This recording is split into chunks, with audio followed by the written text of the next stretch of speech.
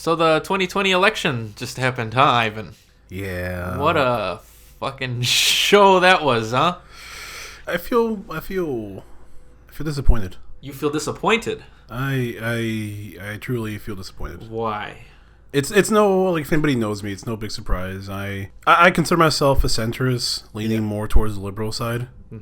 So I'm happy with the results of the election. However, I'm really disappointed that it was this close. Yeah, I agree. I think it's a little alarming. I don't think disappointed is how I feel, but I feel a little alarmed by how close the results actually were.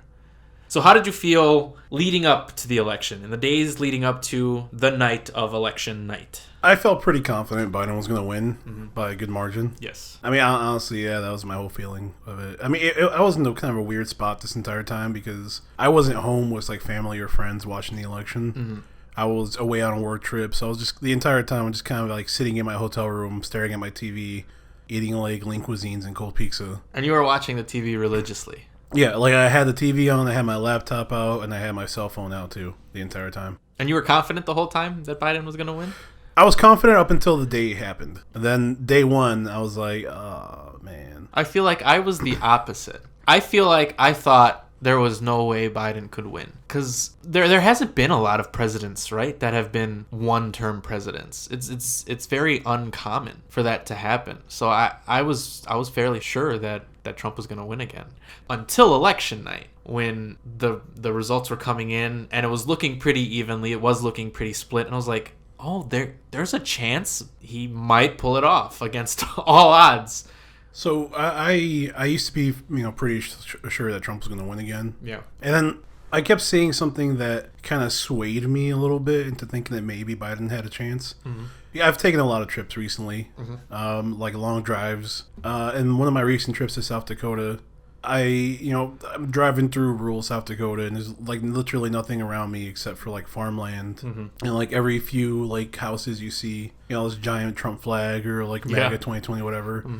Every now and then I'd see a Biden flag, and I was kind of like, oh well, he has supporters out in the middle of this is like legit Trump country, and there's supporters there. They exist. I'm still not in love with Biden. No, not by any means at all. I personally favored Andrew Yang and Bernie Sanders. Yang Gang all the way.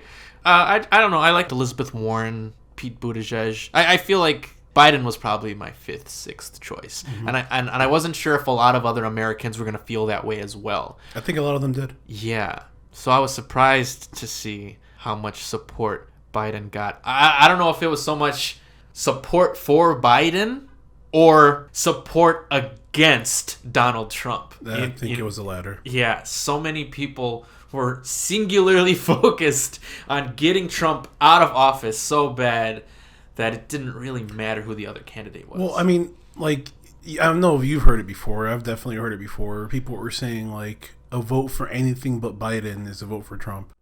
I remember some people saying in the 2016 election, when people who weren't really interested in voting for Hillary Clinton and they voted for like third independent parties or whatever. Gary Johnson stuff. Yeah, like, well, if you voted for them, then you voted for Trump. And that's not true, technically. I wasn't sure how many people were going to write in for Kanye West. Apparently that was 60,000. It's the first time he ever voted in his life. Did you see that? No. Yeah. It's fucking Kanye. Oh, I love him, easy, but I hate easy. him. You gotta listen to the kids, Ivan. The time, it sure does fly by. I remember the 2016 election like it was just yesterday. Yeah, honestly, I do too. And I remember specifically on the night of election night 2016 when you asked me if I thought Donald Trump was going to change much of anything. And I was like, no. In my head 4 years ago, I always pictured the president as more of like a figurehead. The politics is run by the Senate and the House or whatever. Because I feel like Obama didn't accomplish much. It didn't occur to me that like his ideas for legislation were always like blocked by the Senate and the House because it was more of a Republican majority. So the fact that Trump became president with a majority House of Republicans, it allowed him to do so much more than Obama ever could. In not a great way. No. Some people would argue otherwise, but he did manage to do a lot. A lot of things that I'm personally disgusted by, like having children in cages or wanting a wall or the way he handled this coronavirus pandemic. So yeah, now it's my opinion since then has definitely changed. I do think the president has a lot more power than I used to think. Wait, I honestly want to know about your whole thing about this, because this was the first election you've actually voted in. That is correct. I mean, like, you've been able to vote in many elections in the past, but... I used to think that my vote didn't really matter. So Illinois is a predominantly blue state. Mm-hmm. So if I were to vote, my one little measly vote wouldn't change the outcome of where our electoral vote goes. So it wouldn't matter. I used to argue that my vote would matter more in like Indiana, which is a predominantly red state, where if more people who wanted to vote blue voted in a red state to flip that state, that would make the most impact. Now, having officially voted, I feel like I couldn't let my feelings for voting 4 years ago detract me from voting this time. Because I feel like I'm sure many people who leaned blue 4 years ago were fucking positive that Trump would not have won that election. And yet he did. So I didn't want to be like, okay, my vote doesn't matter, so I won't vote, and then Trump gets elected again, and then it's like, well, I could have tried to do something, but I didn't. So I wanted to be like, all right, at least this time I can say that I did vote, and I can say, even if I feel like it doesn't matter in regards to the Electoral College, at least I can say that I did try and I did vote to get Trump out of office by voting for the other party. And it feels a little relieving since Biden did win. Now I feel like I'm going to be paying attention to politics more than ever because I feel like I did help appoint this president, this upcoming president. So it's like, all right, well, this is a president that I elected. So I should pay more attention to what he's going to be doing. So how does the Electoral College work? From my understanding, when ballots were being counted, I never realized how much red there was in Illinois. Because I had always known that Illinois was a blue state. I didn't realize that was coming like heavily from Chicago. It's like Cook County and the surrounding counties, like around Chicago, are blue. And there's like a few, like there's one up north and like two in the southern area, like Springfield. And that's it. I never knew that. I knew like southern Illinois, sure. But it's like, no, like fucking the majority of Illinois. Not Chicago. Right. Everything but Chicago. So even if the majority of Illinois votes red, since the population of Chicago, and that makes up the majority, so since they vote blue, all of the Electoral College votes goes blue. Yeah, there's like two states where they break up their Electoral College votes for congressional districts. So yeah, it's pretty much an all or nothing sort of game here. I never knew that. Yeah, I'm sure I was taught that, but like I never retained the information because I don't give much of a shit. But now that it affects me directly, it's like, what? That's a weird system. Do you think it works? I don't know, man. And there's been a lot of debate recently about the whole Electoral College, and I honestly think that we probably should go to just the popular vote based method, just to have a true democracy. Like, I am voting for this one person. You know what I mean? Like, I am not voting in my area, so my congressional district can vote for... Yeah, at least that way your one vote has more weight, too. Yes, which just goes back to my whole thing where feeling like my specific vote doesn't count because the majority of the electoral votes will not change anyway. That's how Trump became president in the first place, because despite losing the popular vote, he had enough electoral votes. Okay, I'm understanding now, Ivan. I'm trying to pay more attention. I remember before Trump was elected president, he himself had tweeted how archaic the Electoral College system works. But then, of course, when he won, he praised the system. Yeah, he went from how archaic the system works to the system works. The system works! Yeah. You've voted before. How have you felt in the voting process and in electing someone? I think I share that mentality that you did of, I live in a predominantly blue state. It's not going to matter. But then for a while, I did live in a different area of Illinois. Yeah. That was a predominantly red county. I mean, all of Southern Illinois is pretty red. You know, Were you down in Southern Illinois when 2016 election during the election? Yes, Okay. I was. I voted in that area where I was living at the time. I feel a little bit like in a presidential election sense, like, you know, if you live in a heavily blue or red state, like your vote may not matter to like, you know, that much, kind of like how you were feeling. Yeah. But for me, I think it's more about like the local officials that you put in place, Sure. because I think that those are a lot more competitive, and you know, your vote can sway a lot more in those sort of situations. But I mean, I guess going back to what you're saying about the 2016 election and all that, I felt like, I don't want to say wronged, because like the election happened, and you know, I'm sure it was fair. There's no significant proof that's been brought up about election fraud or anything of the sorts. But I just felt like this isn't what I wanted. Like, this is definitely not what I wanted. And every time I'd see something else happen, like, you know, like ICE, you know, children in cages, leaving the climate change accords, something like that. Yeah. It's more to that point where it's like, this is not what I wanted. I can't believe somebody could have like actually wanted this.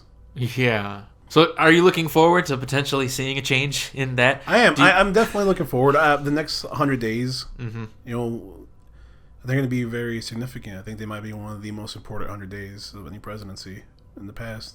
I agree with that. Let me also just throw this in there. Yes. The night of the election. Yes. When Trump was declared the winner. In 2016. Yes. Yes. I specifically remember going to a park with somebody who was honestly in just fear, because she had family who was LGBT, and she didn't know what was going to happen to them. Yeah.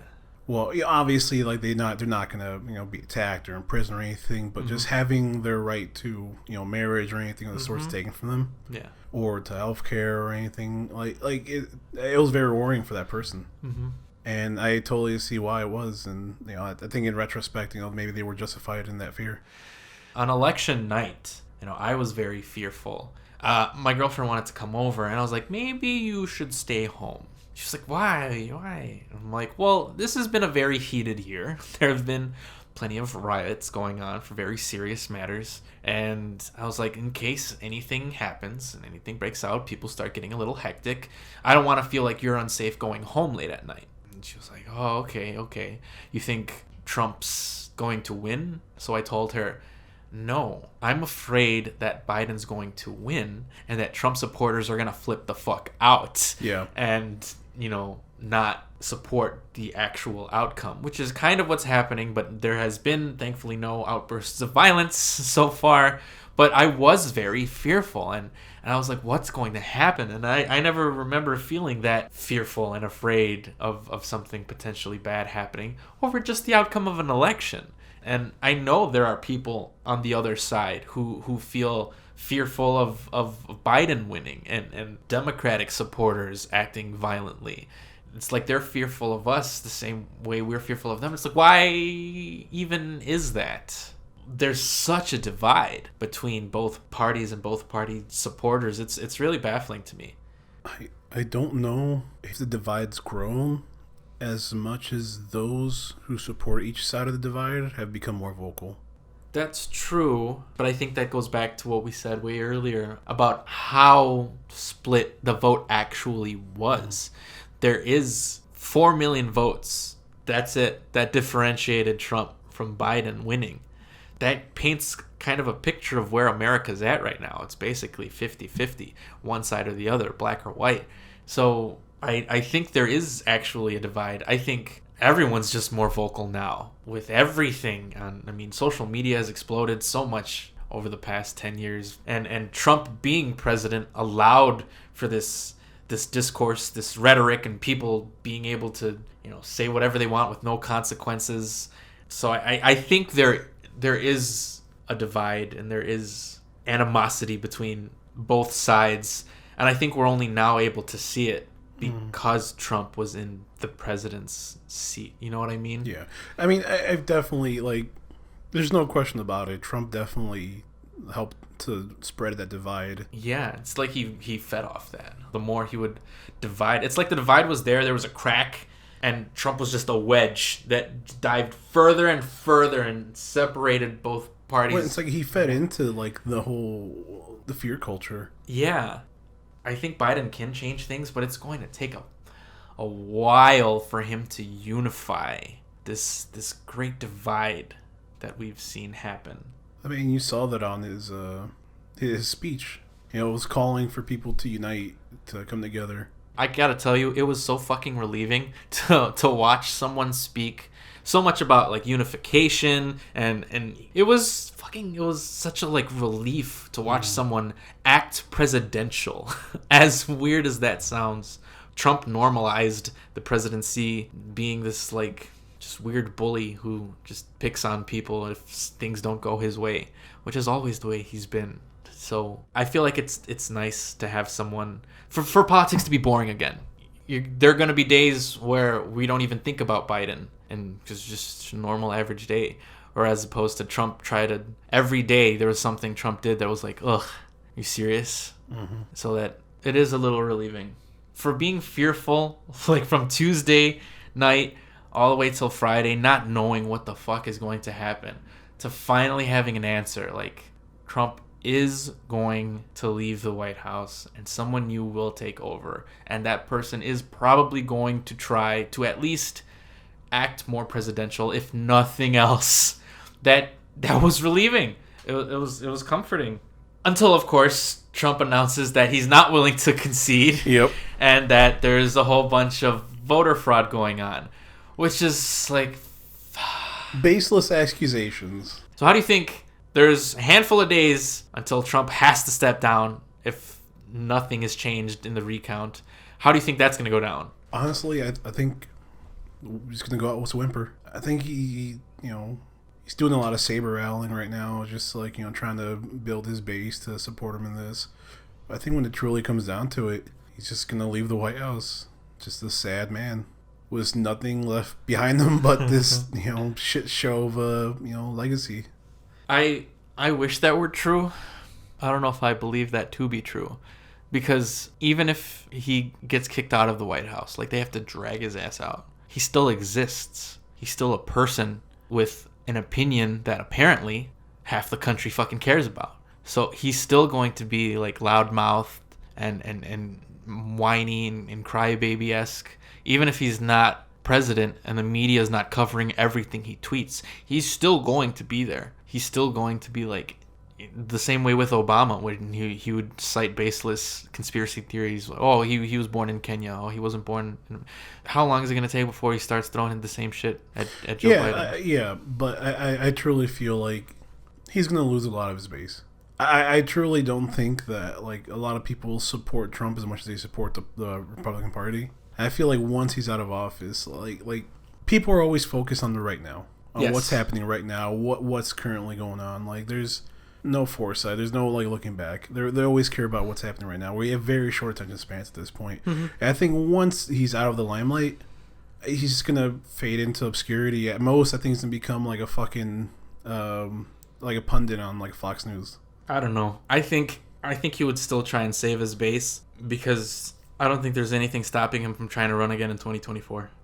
I don't think the Republican Party would honestly take him back, because I would admit, dude, I don't think the Republican Party is, for like a better, like this fucked up. Like I truly think that there's a lot of people in the party who are like, he is definitely not the candidate we want. He is definitely not our first choice, but he's the most popular right now, and he is a means to an end. And I feel like, given time, they'll pick another candidate that's, much more better, more likable, and they'll be the one who, they'll prop that person up. I don't want to underestimate Trump and his supporters. I see what you're saying. Like in 2024, if Trump has vanished into obscurity, then yeah, even if he would want to run again, if there's another more popular Republican Party, then they're going to rally behind him. I think he's a businessman. He's going to want to stay in the limelight to retain his popularity. He is going to keep his supporters. The Republican Party is going to need that base, and therefore they would still rally behind him. As much as I'd like to think that the party isn't so much invested in Trump himself, they've rallied behind him for like everything he's fucking done. They have had his back no matter what. Like, there are Republicans who are still backing him up, even despite the fact that he lost the election. The reason why they're still like backing him up is because they might not want his support exactly, but they still want his base. Trump's supporters. They still need that base to keep them running in office. You know what I mean? Like I can see like if his sons tried to run, right? No one's gonna fucking no one gives a shit about Don Jr. or Eric Trump. Let them. No one's gonna rally behind them. But Trump himself, there was enough people behind him to vote him into the office in the first place. So I don't want to underestimate him again. You know what I mean? Mm-hmm. Like, all right, he proved me wrong once. I don't want to let that happen again. Fool me once, shame on you. Fool me twice. Can't get fooled again. Can't get fooled again. Can't get fooled again. All right, Ivan. So to close this out, how do you think Biden's going to fare? And what do you think about the future of America? I think like how you said before, he's going to have a long road ahead of him. I think it's going to be pretty difficult for him with how the Congress is looking. Mm-hmm. And just the hurdles he has in place just right out the bat. You know, pretty much picking up a country in economic turmoil with the pandemic going on. With just everything going on right now in the world. I think he will pull us out, though. I guess I'm still worried about the future of our country. I think, like, extremism is becoming more of the norm, political extremism. Yeah. And that worries me. I think, the days of bipartisanship is kind of going to the wayside. Mm-hmm. I think he's going to have a long road trying to rebuild the country and bring us together. But I think, there's a chance. I truly hope we can come back together. We can put our disagreements aside from left to blue, from right to left, and just kind of try to be a better country. I like when Biden presents himself as the American president. He says things like, whether you voted for me or not, I am going to try and act in your best interest. That's never been something that Trump has been a part of. Trump says things like, oh, well, if you don't help me, why should I help you? Mm-hmm. That's a totally like mentality that is meant to divide people. So it's very easy to rally behind someone who wants to unify everyone despite their differences. And I respect that, even if I don't really love Biden himself, all that much. I think Trump made it very easy to see that there are bigoted, hateful, spiteful people out there, but this country voted for Trump and elected him president. This country voted for someone else for Trump to leave the presidency. So I'm hopeful that, despite our divisions, people can come together, even if it's a long, ugly road ahead. So it'll be interesting. I'll be paying more attention. I hope everyone else pays more attention as well. Yeah. A lot of people voted who may not have voted because of this election. And I think turnout was huge. Yeah. I hope that people keep doing that and become more active in their, political areas, start looking up candidates more, start voting for they think is proper, and just stop having it be a passive thing or just like voting straight blue ticket or straight red ticket, Start thinking more, looking up your facts and voting for what you believe in. Yeah, it's not over. It's we got to stay smart, stay vigilant, stay attentive so that we can put people in charge who have our best interest at heart. And I think that's the best we can hope for. Yeah. So what I'm hearing, Ivan, is that you think Biden is aight. I think he's aight. I think we'll be aight. Full of shit.